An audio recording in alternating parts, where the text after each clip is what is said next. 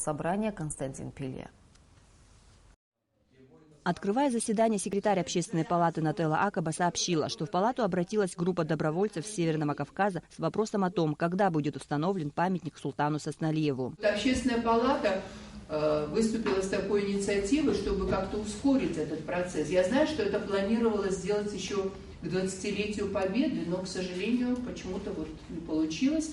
И такое впечатление, что как-то об этом забыли. Бюсты султана Сосналиева и Сергея Дбар авторами были изготовлены ко Дню Победы 30 сентября. Однако до сих пор не установлены и находятся временно в Музее боевой славы имени Арзенба. Член Общественной палаты Кабардино-Балкарии Олег Калибатов по поручению северокавказских добровольцев обратился к своим абхазским коллегам с просьбой содействовать в решении этого вопроса. Почему этот вопрос я поднял?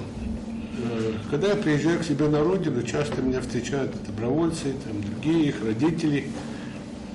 Спрашивают, поставили памятник Сосналиеву? Я вот приготовили, вот скоро буду ставить. Назвали улицу его именем Сухуми. Да вот уже решение есть. 2,5 года этот бюст лежал в мастерской. Общественная палата Абхазии выступила с инициативой создать аллею героев в парке славы Сухума. Свое предложение члены палаты озвучили главе администрации столицы и председателю горсобрания. Адгур Харази рассказал, что по этому поводу в администрацию обращалось много людей. Они обращались все как один с инициативой вот перед администрацией, что парк, он там сделать вот этот парк парком героев. Если говорить о Сосналиеве и Дбаре, конечно, они заслуживают того, чтобы их бюсты были, чтобы где-то они стояли. Но в то же время мы должны понимать, что весь город мы не можем превращать в кладбище. Парк – это место, где население должно с детьми туда приходить, радоваться чему-то. Глава города назвал весьма уместной идеей установку бюста в парке славы столицы, где находится главный памятник республики защитникам Родины в Отечественной войне народа Абхазии. Председатель Сухумского горсобрания Константин Пилья также считает, что увековечить имена героев-полководцев необходимо, и заметил, что на заседаниях собрания звучала еще одна идея, а именно заложить аллею героев в парке Свободы, который находится перед сгоревшим во время военных действий зданием Совета министров. Глава столичной администрации Адгур Харази уточнил, что все парки принадлежат Министерству культуры и охраны историко-культурного наследия, и вопрос установки бюстов должен решаться в кабинете министров. Адгур Харази сообщил, что планирует обсудить этот вопрос на встрече с премьер-министром республики Артуром Миквабием. Амрамич Бельдар Дамиров, Абхазское телевидение. Премьер-министр Артур Миквабия и президент Федерации футбола Руслан Аджинджел на пресс-конференции в Сухуме рассказали о том, как идет подготовка к чемпионату мира по футболу Канифа в Абхазии.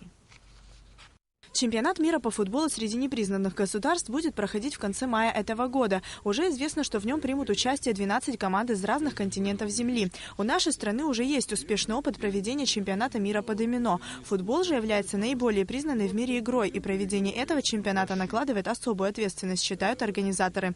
Главным тренером национальной сборной Абхазии стал Джума Кварацхелия, ныне тренер многократных чемпионов Абхазии команды «Афон». Организационный комитет возглавляет премьер-министр Абхазии Артур Миквабия. Такое мероприятие впервые проводим. Мы подключили к этому режиссеров, да, разрабатывается вся постановка, все, что надо будет там сделать, мы будем делать так, чтобы этот праздник запомнился бы и жителям, и участникам соревнований. У нас есть о чем рассказать про наш футбол. Мы хотим сделать такие небольшие брошюрки, красочные, чтобы зрители могли познакомиться с абхазским футболом, с его корнями. Планируем пригласить известных спортсменов на этот чемпионат мира. Что касается места проведения, то выбраны стадионы в городах Сухум и Гагра. Сейчас оргкомитет решает вопросы расширения географии проведения матчей. Проблема в том, что представители Канифа настаивают на выборе натурального или искусственного поля, в то время как Абхазия предлагает использовать оба варианта. Всем известно состояние дорог в городе, особенно улицы, прилегающие к стадиону. По мере возможности эти проблемы будут устраняться.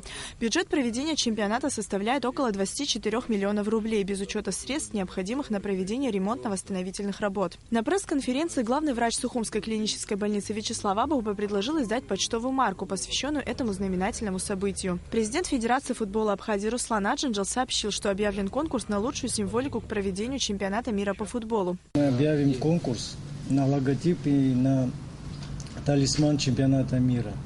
Поэтому будет создана специальная комиссия, куда все ваши пожелания, зарисовки, интересные вещи, куда будут отправлять. Это будет на нашей странице Федерации футбола Абхазии в Фейсбуке. Поэтому, так как это является конкурсом, там будет специальный приз, денежный приз на логотип 50 тысяч и на талисман 50 тысяч. Победители получат эти деньги. В этом году столице Абхазии 2500 лет. К юбилею города для чемпионата будет приготовлен особый приз. По сообщению организаторов, в связи с проведением чемпионата мира по футболу в Абхазии, чемпионат Абхазии по футболу будет проведен в марте этого года. Астанда Оторба, Алексея Гухава, Абхазское телевидение.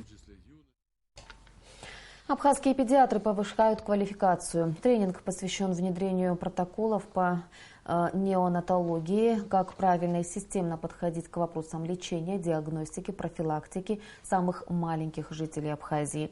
Семинар организован и осуществляется международной организацией ЮНИСЕФ совместно с Министерством здравоохранения республики. Подобные семинары в области здравоохранения проходят в Абхазии не первый год. Особое внимание на семинарах уделяется вопросам родовспоможения, ухода за новорожденным, а также вопросам раннего выявления детей с ограниченными возможностями. Ее целевая аудитория – педиатры и педиатрические медсестры.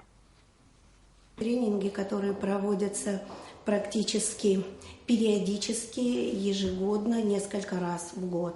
Все те занятия и тренинги по протоколам, которые утверждены на сегодняшний день, мы работаем достаточно давно. Это помогает нам в работе, потому что есть определенные аспекты, по которым ты ориентируешься и проводишь всю реанимационную работу. С работой этих протоколов, как я повторюсь, мы знакомы, работаем, они помогают нам в работе и хотим поделиться опытом со всеми неонатологами, которые находятся в наших районах, городах республики, где находятся родильные дома, родильные отделения.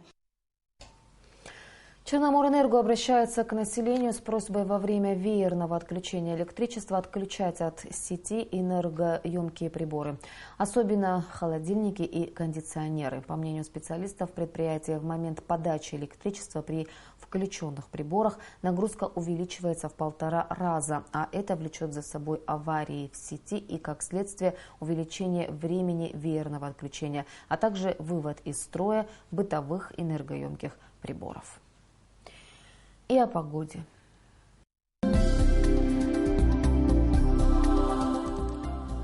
По сообщению гидрометеослужбы, в выходные дни ожидается переменная облачность. В субботу ночью возможен дождь, днем без осадков. Температура воздуха ночью плюс 4-6, днем плюс 9-11 градусов.